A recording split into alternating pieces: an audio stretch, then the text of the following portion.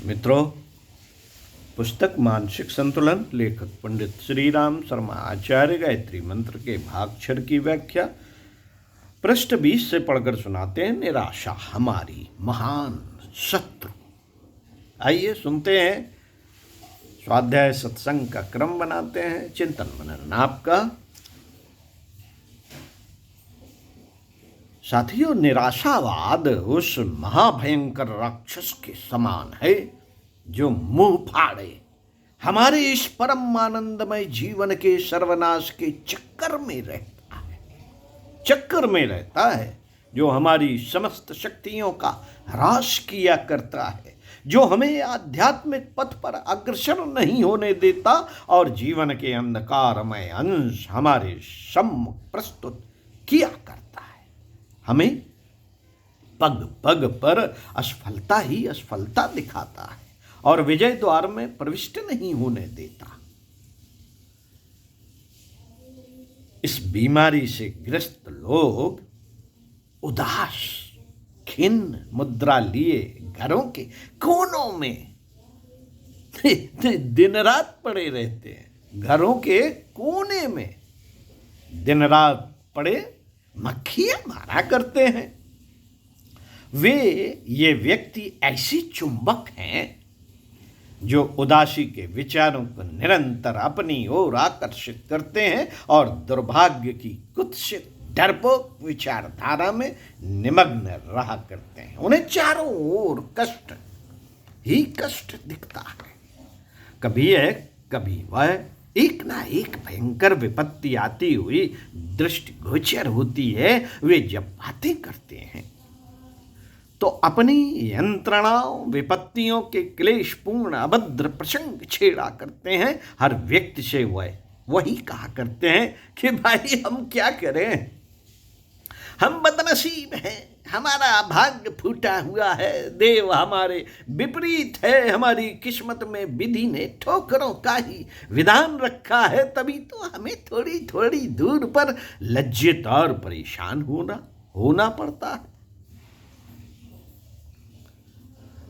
उनकी चिंतित मुद्रा देखने से यही विदित होता है मानो उन्होंने उस भाव से गहरा संबंध स्थिर कर लिया हो जो जीवन की सब मधुरता नष्ट कर रहा हो। उनके सामने उनके सोने जैसे जीवन का गोल्डन लाइफ है हमारी। उनकी सोने जैसे जीवन का समस्त आनंद छीन रहा हो, उन्नत के मार्ग को कंटकाकीर्ण कर रहा हो, मानो समस्त संसार की दुख विपत्ति उन्हीं के सर पर आ पड़ी हो और उदासी की अंधकारमय छाया ने उनके हृदय पटल को काला बना दिया हो। मित्रों, इसके विपरीत आशावाद मनुष्य के लिए अमृत तुल्य है। जैसे तृषित को शीतल जल से, रोगी को औषधि से, अंधकार को प्रकाश से, वनस्पति को सूर्य से लाभ होता है, उसी भांति आशावाद की संजीवनी बूटी से मृत प्राय मनुष्य में जीवन शक्ति का प्रादुर्भाव होता है। साथियों, आशावाद वह दिव्य प्रकाश है जो हमारे जीवन को उत्तरोत्तर परिपुष्ट, समृद्धशाली और प्रगतिशील बनाता है। सुख, सौंदर्य एवं अलौकिक छटा से उसे विभूषित कर उसका पूर्ण विकास करता है।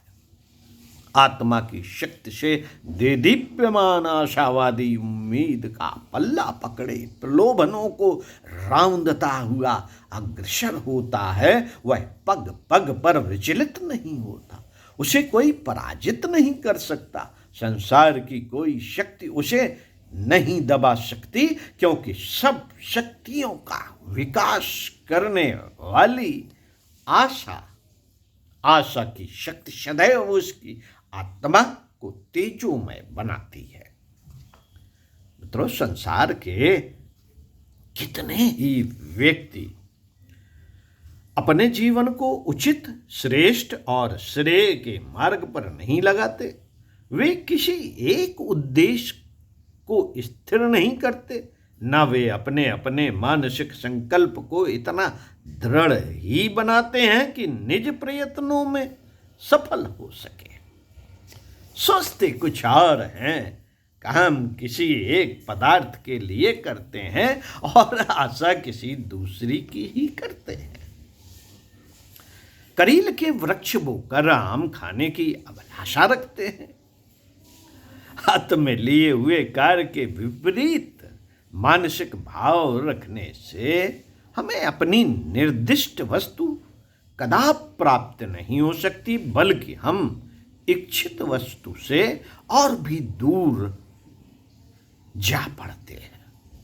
तभी तो नाकामयाबी, लाचारी, तंगी, क्षुद्रता प्राप्त होती है।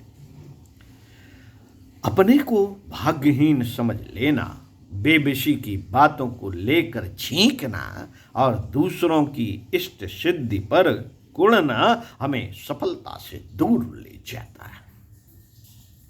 विरोधी भाव रखने से मनुष्य उन्नत अवस्था में कदापि नहीं पहुंच सकता। साथियों, ध्यान से सुना जाए। किसी के भी प्रति यदि हम ईर्ष्या, द्वेष और विरोधी भाव रखेंगे तो मनुष्य अपनी उन्नति प्राप्त नहीं कर सकता, कदापि नहीं प्राप्त कर सकता। संसार के साथ अविरोधी रहो,